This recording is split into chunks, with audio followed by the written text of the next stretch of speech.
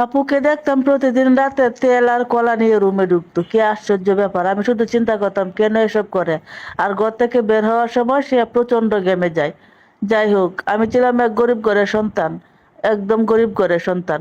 আমার বাবা মারা যায়, তারপর আমার মা আমাকে নিয়ে বিপদে পড়ে, আমাকে নিয়ে মাঠে কাজ করে। কিছুদিন পর আমার মাও মারা যায়। তারপর আমার জায়গা হলো আমার চাচা চাচির কাছে। চাচা চাচি অনেক অত্যাচার করতো আমাকে। চাচি আমাকে একদমই দেখতে পারতো না, আমাকে সহ্য করতে পারতো না। তার ছেলে মেয়েদেরকে অনেক আদর করতো, কিন্তু আমাকে কোনো আদর করতো না। আমাকে সাথে দুর্ব্যবহার করতো, একদমই আমাকে পছন্দ করতো না। একদিন আমি কলপারে কাপড় ধুইতেছি, তারপর আমার চাচা শহর থেকে আসলো। আসার পর বলতেছে ওকে আর ওইখানে কাজ করতে হবে না, শহরে নিয়ে যাবো, এক বড় লোকের বাড়িতে কাজ করাবো, ওইখান থেকে অনেক টাকা আসবে, আমরা পাবো, সেও খাবে, খুব ভালো হবে। আমার চাচি তো মহা খুশি হয়েছে, টাকা পাবে, আমাকে শহরে কাজকর্ম করাবে। তারপর পরের দিন সকালে চাচা আমাকে নিয়ে ঢাকার উদ্দেশ্যে রওনা হলো। ঢাকা নিয়ে গেল। তারপর আমাকে এক বড় লোকের বাড়িতে নিয়ে গেল। ওইখানে নিয়ে যাওয়ার পর ওইখানে ওনার দুইটা মেয়ে ছিল, আর ওনার কোনো স্বামী ছিল না। অনেক বড় লোক, অনেক কোটিপতি তারা। তারপর ও বলতেছে, ম্যাডাম ওই মেয়ে আজকে থেকে আপনার বাড়িতে সমস্ত কাজকর্ম করবে। আর ম্যাডাম বলতেছে, তুমি কি সব কাজকর্ম করতে পারো? আমি হেমাতা হ্যাঁ বললাম যে হ্যাঁ।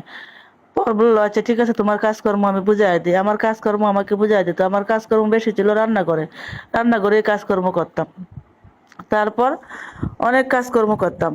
ওনার ছোট মেয়ে আমাকে অনেক ভালোবাসতো, ছোট মেয়ে আমার সাথে অনেক মিশতো এবং আমার সাথে বান্ধবীর মতো থাকতো। কিন্তু ওনার বড়টা মেয়ে অনেক মানে বদমেজাজি, শুধু রাগ করে আর অনেক মানে খারাপ ব্যবহার করে, একদমই ভালো না। কিন্তু ছোটটা মেয়ে অনেক ভালোবাসে আমাকে, আমার সাথে মিশে গুশে থাকে।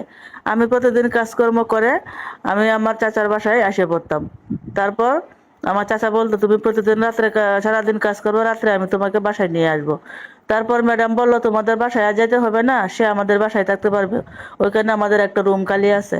তারপর আমিও ভাবলাম ওইখানে ভালো ভালো খাবার পাই, চাচার বাসায় গেলে কি হবে, ওইখানে কাজ কাজ করবো আর ওইখানেই থাকবো, ওইখানে ভালো ভালো খাবার খেতে পারবো। তারপর আমি ওইখানেই কাজ করি, ওইখানেই থেকে যাই। তারপর আপুমনি প্রতিদিন রাতে দেখতাম রান্নাঘর থেকে তেল নিয়ে আসতো আর ফ্রিজ থেকে কলা নিয়ে রুমে ঢুকতো। আর আসার সময় প্রচন্ড গেমে যাইতো। আমি ভাবলাম আজকে ওর রহস্যটা খুঁজে বের করব। তারপর উনি যখন রান্নাঘর থেকে তেল নিতে আসলো রুমে ঢুকার জন্য, তারপর আমি রুমে ঢুকে পড়লাম। তারপর যা দেখলাম, একটা বৃদ্ধ পুরুষ আসতো ওই ঘরে। তারপর আমি কি জানি একটা জিনিস নাড়াচাড়া করতেছি, পড়ে গেল। তারপর ম্যাডাম লাইট ধরে দেখলো, আমি বললো, তুমি এখানে? আমি বললাম, হ্যাঁ ম্যাডাম, আপনার প্রতিদিন তেল নিয়ে কলা নিয়ে ঢুকেন, এই রহস্যটা বের করার জন্য আমি ওইখানে ঢুকেছি, আমাকে মাইন্ড করবেন না। তারপর ম্যাডাম বলল, তুমিও আমাকে মাইন্ড করো না। আসলে দেখো, আমার বৃদ্ধ দাদা, উনি আমার দাদা, আমার মা আমার দাদাকে ঘর থেকে বের করে দিয়েছে, আমার দাদা অনাথ আশ্রমে থাকে। এই জন্য আমি প্রতিদিন রাত্রে আমার দাদাকে এইখানে আনি, আইনের পিছনে দরজা দিয়ে সকালে বের করে দিই। ওর অর্ধেক রাত পর্যন্ত তেল দিয়ে মালিশ করি, পা টিপে দিই। আর কলা, উনি কলা খাইতে পছন্দ করে, তাই প্রতিদিন রাত্রে কলা খায়, রাত্রে ভাত খায় না, সকালে ভাত খায়, খেয়ে তারপর চলে যায়। এই জন্য আমি ওই কাজগুলা করি। যাই হোক, ওইখানে কাজ করতে করতে আমার ভালোই লাগতেছে। ওইখানে কাজ করে অনেক টাকা পাই এবং টাকাগুলো আমি আমার চাচার হাতে তুলে দিই। চাচা চাচি অনেক টাকা খরচ করে খায়, আর আমি ওইখানে পেটে বাতি থাকি। কি আর করব, আমার যেহেতু কপাল পুরা, আমার কেউ নাই দুনিয়াতে, আমার তো এভাবে বাঁচতে হবে, থাকতে হবে। যাই হোক, আপুর রহস্যটা আমি জানতে পারলাম, আমি অনেক, মনটা আমার হালকা হলো আর অনেক ভালো লাগলো। সম্পূর্ণ স্টোরিটা একটা আপুর জীবন থেকে নেওয়া। ভালো লাগলে অবশ্যই লাইক কমেন্ট শেয়ার করবেন।